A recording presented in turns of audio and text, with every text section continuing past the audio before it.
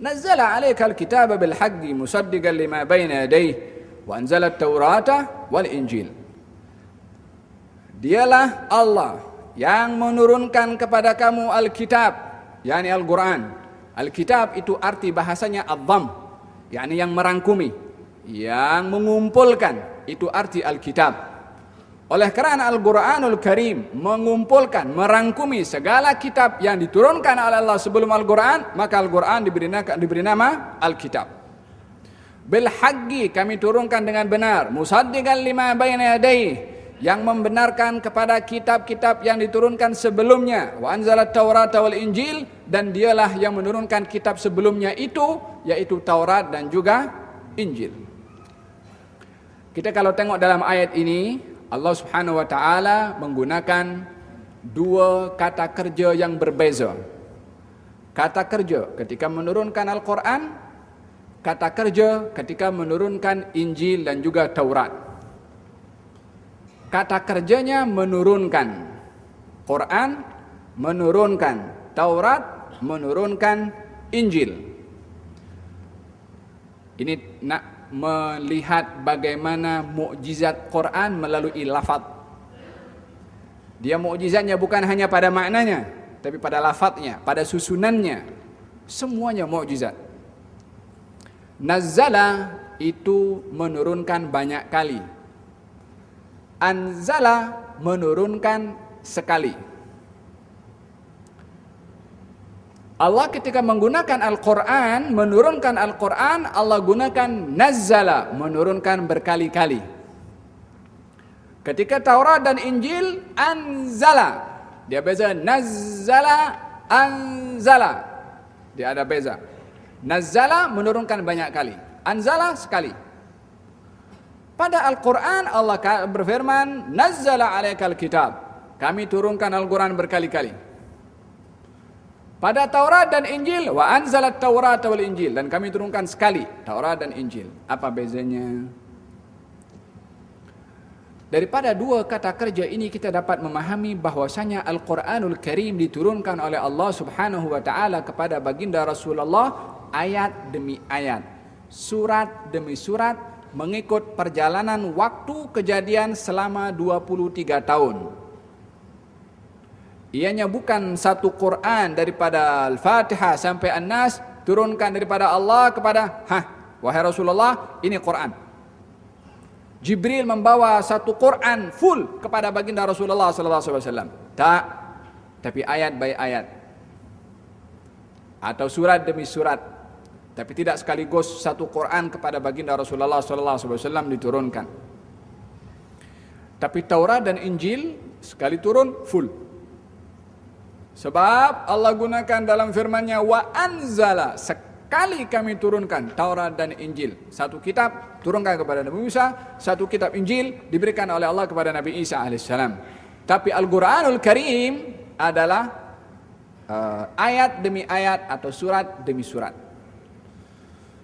Apa hikmahnya? Sebab Al-Quranul Karim diturunkan oleh Allah Subhanahu wa taala untuk mengobati pelbagai jenis penyakit masyarakat. Terutama sekali penyakit hati, penyakit akidah, penyakit perangai, penyakit hasad dan dengki, penyakit fitnah, dan penyakit orang yang berada dalam keadaan sedih untuk dihibur dengan Al-Quranul Karim. Baginda Rasulullah sallallahu alaihi wa ala alihi wasallam banyak terobati perasaannya, hatinya dengan Al-Quran ketika menghadapi masalah-masalah yang dihadapi oleh beliau. Beliau ketika berada dalam keadaan sedih karena diganggu oleh kaumnya, Allah Subhanahu wa taala berfirman, "Fala yahzunka qauluhum." Jangan perkataan mereka bikin kamu sedih, jangan kamu sedih. Yani turun ayat menghibur kepada Nabi. Turun firman Allah Subhanahu wa taala untuk mengobati kesedihan Nabi. Bila mana Nabi Musa alaihissalam ditanya oleh Allah Subhanahu wa taala, "Ma tilka biyaminika ya Musa?" Wahai Musa, apa yang ada di tangan kananmu itu? Kata Nabi Musa, tilka asaya atawakka'u 'alaiha wa ahushu biha 'ala ghanami wa liya fiha ma'aribu ukhra. Ya Allah, di tangan saya itu ada tongkat saya. Atawakka'u 'alaiha, tongkat saya satu. Saya bersandar dengan tongkat itu, dua. Dan saya gunakan tongkat itu untuk menghalau kambing-kambing, tiga. Waliya fiha ma'aribu ukhra, dan saya mempunyai keperluan-keperluan yang lain pada tongkat itu. Apa kena-mengena? Allah Subhanahu wa ta'ala hanya tanya kepada Nabi Musa, wahai Musa, yang ada di tangan kananmu itu apa? Nabi Musa patut menjawab, tongkat. Tapi dia kata, itu tongkat saya. Saya bersandar dengannya. Saya gunakan untuk menghalau kambing-kambing itu, yakni mengumpulkan kambing-kambing. Dan saya mempunyai keperluan-keperluan yang lain kepada tongkat itu.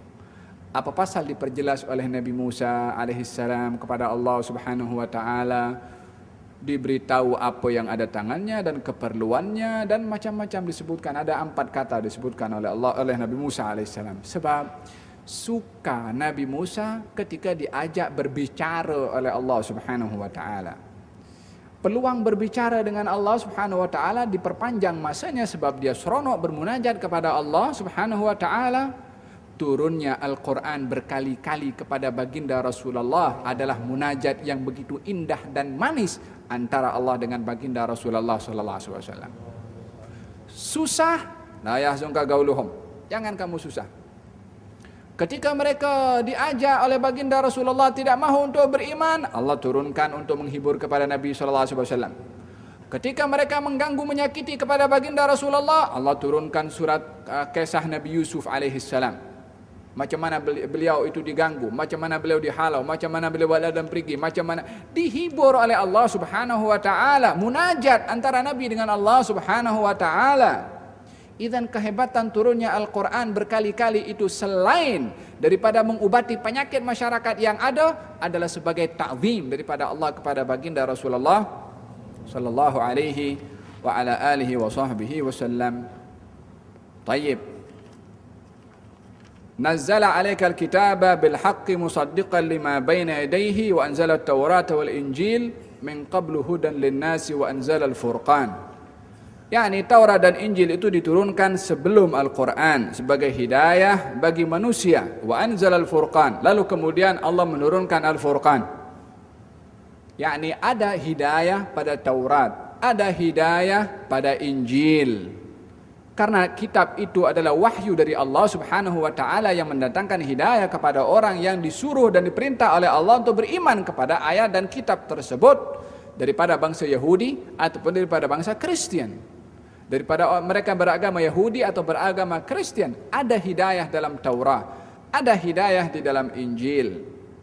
Tetapi oleh kerana setiap Nabi mempunyai batasan waktu tertentu diutus oleh Allah, maka diutusnya mereka adalah terhenti dengan diutusnya Nabi Muhammad sallallahu alaihi wasallam. Barulah Allah berfirman, wa anzalal furqan. Ya salam, kali ini Allah sebutkan nama Al-Quran dengan Furqan. Tadi Alkitab. Kami turunkan kitab.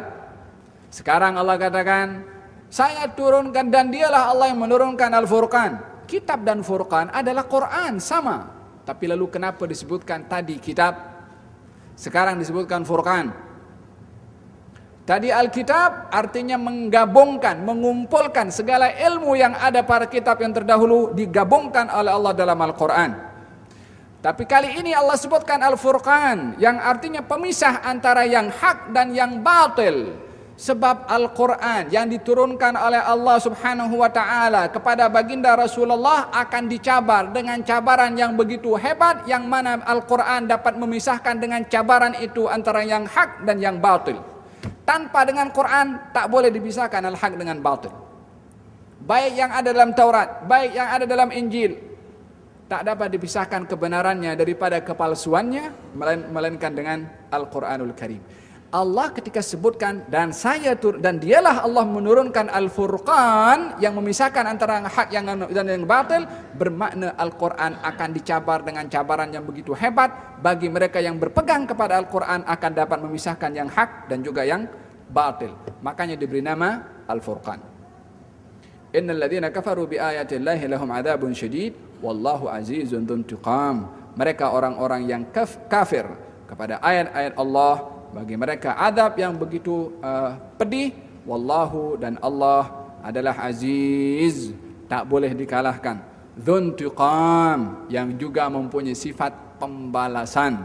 Membalas kepada siapa mereka yang ingkar, membalas kepada mereka yang mencabar kepada Allah Subhanahu wa ta'ala. Wallahu ta'ala alam. InsyaAllah kita akan bahas pada kelas akan datang. Innallaha la yakhfa alaihi syai'un fil ardi wala fis sama'. Sesungguhnya Allah tiadalah tersembunyi daripadanya segala sesuatu di bumi dan juga di langit. Segala sesuatunya jelas di hadapan Allah, tiada yang tersembunyi di hadapan Allah Subhanahu wa ta'ala. Walaupun kita nak bersembunyi di mana, bagi Allah tiada menghalang Allah untuk melihat. Bahkan suara isi hati kita dipantau oleh Allah Subhanahu wa ta'ala. Gerak di dalam hati dan perasaan kita diketahui oleh Allah Subhanahu wa ta'ala. Orang yang menyadari bahwasanya Allah Maha mengetahui akan apa yang tersimpan di dalam hati dan sanubarinya, maka dia akan sentiasa bermuhasabah apa yang ada di dalam, bukan apa yang ada di luar. Razaqanallahu wa iyyakum husnal istima' wa haqiqatal intifa'. Amin Allahumma amin.